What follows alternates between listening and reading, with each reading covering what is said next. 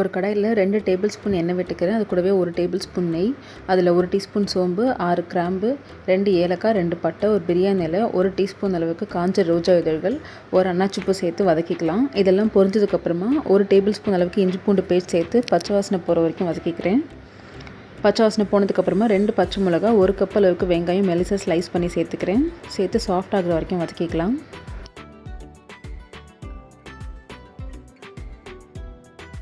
வெங்காயம் நல்லா வதங்கி சாஃப்ட் ஆனதுக்கப்புறமா இதுலேயே நான் 2 கப் அளவுக்கு தக்காளி சேர்த்துக்கிறேன். மெலிசா ஸ்லைஸ் பண்ணது சேர்த்து ஒரு வாட்டி கலந்து விட்டுக்கிறேன். கலந்துட்டு இதிலே தேவையான அளவுக்கு உப்பு சேர்த்துக்கலாம். சேர்த்து தக்காளி நல்லா குழைவ வர வரைக்கும் வதக்கிக்கலாம்.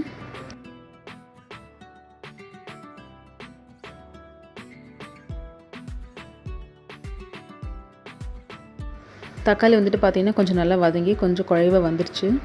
இப்போ இதில் நான் 1/4 டீஸ்பூன் மஞ்சள் பொடி, 1/2 டீஸ்பூன் மிளகாத்தூள், 3 டீஸ்பூன் பிரியாணி மசாலா, 1/2 டீஸ்பூன் அளவுக்கு கரம் மசாலா சேர்த்து கொஞ்சம் பச்சை வாசனை போகிற வரைக்கும் கலந்து விட்டுக்கிறேன். அது கூடவே 1/2 கப் அளவுக்கு புதினா இலை, 1/2 கப் கொத்தமல்லி இலை சேர்த்து கலந்துக்கலாம். ஜஸ்ட் ஒரு 2 நிமிஷம் வச்சுருந்தா போதும். 2 நிமிஷத்துக்கு அப்புறமா இதை அடுப்புலேருந்து எடுத்துடலாம். இப்போ குக்கரில் நான் 2 கப் அளவுக்கு அரிசியை ஆல்ரெடி வாஷ் பண்ணி வச்சுருக்கேன். அது கூடவே இந்த வதக்கின மசாலாவை சேர்த்துக்கிறேன். சேர்த்துட்டு 2 கப் அரிசிக்கு நான் 4 கப்பு தண்ணி சேர்த்துக்கிறேன். 4 கப் தண்ணியும் சுடு தண்ணியாக சேர்த்துக்கணும். இல்லைனாக்கா நம்ம வறுத்த மசாலா சூடாக இருக்கும், தண்ணி ஜில்லுன்னு இருந்தால் செட் ஆகாது. இப்போ ஒரு வாட்டி நல்லா கலந்து விட்டுடலாம். கலந்து விட்டுட்டு உப்பு செக் பண்ணிவிட்டு 1/2 டீஸ்பூன் அளவுக்கு கரம் மசாலாவை லைட்டாக தூவி விட்டுக்கிறேன்.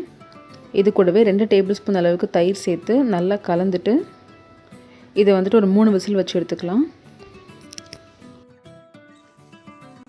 3 விசிலுக்கு அப்புறம் பார்த்தீங்கன்னாக்கா சாதம் நல்லா சாஃப்டாக வெந்திருக்கும். இதை கரண்டி வச்சு கிண்டி விட்டுட்டு சூடாக சர்வ் பண்ண வேண்டியது தான். ரொம்பவே ஈஸி அண்ட் டேஸ்டியான தக்காளி பிரியாணி ரெடி. வாழைக்காய் வறுவல் பண்ணுறதுக்கு நான் 2 சின்ன சைஸ் வாழைக்காய் கட் பண்ணி இந்த மாதிரி அரிசி கழுவின தண்ணி இருக்கும் இல்லையா, அதில் போட்டு ஒரு 10 நிமிஷம் ஊற வைக்கிறேன். அப்போ தான் உங்களுக்கு கையில் ஒட்டாமல் இருக்கும். இதுக்கு மசாலாவுக்கு ஒரு பிளேட்டில் 1/4 டீஸ்பூன் மஞ்சள்தூள், 1/2 டீஸ்பூன் மிளகாத்தூள், 4 டீஸ்பூன் அளவுக்கு குழம்பு மிளகாத்தூள் சேர்த்துக்கிறேன். அது கூடவே கொஞ்சம் உப்பு, இது எல்லாத்தையும் சேர்த்து இது கூடவே 1 டீஸ்பூன் எண்ணெய் விட்டு ஃபஸ்ட்டு இதை கலந்துக்கலாம். எல்லாத்தையும் கலந்ததுக்கப்புறமா தேவையான அளவுக்கு தண்ணி ஊற்றி நல்லா ஸ்மூத் பேஸ்ட்டாக இதை செஞ்சுக்கலாம்.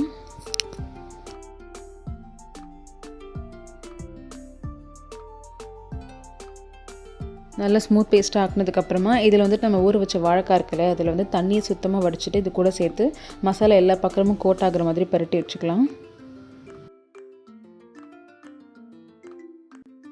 எல்லாத்தையும் கோட் பண்ணதுக்கப்புறமா இப்போ நான் ஒரு இரும்பு தோசைக்கல்லில் எண்ணெய் விட்டுருக்கேன். அதில் இந்த மசாலா கோட் பண்ண வாழைக்காயை வச்சுக்கலாம். வச்சுட்டு நல்லா 2 பக்கமும் வேகிற அளவுக்கு இதை நல்லா வறுத்து எடுத்துக்கலாம். உங்களுக்கு தேவைனாக்கா வறுக்கும்போது தேவையான அளவுக்கு எண்ணெயை சுற்றி விட்டு இதை வறுத்துக்கலாம்.